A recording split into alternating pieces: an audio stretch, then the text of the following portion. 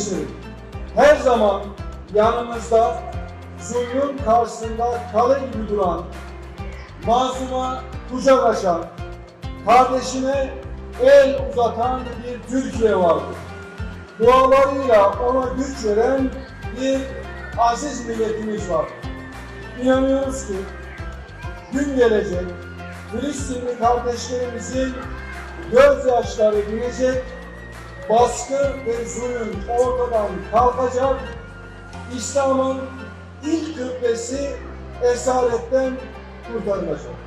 Mescid-i Aksa'nın ışığı haktan, hukuktan ve adaletten yana tavır sergileyen tüm insanlığı aydınlatmaya devam edecek.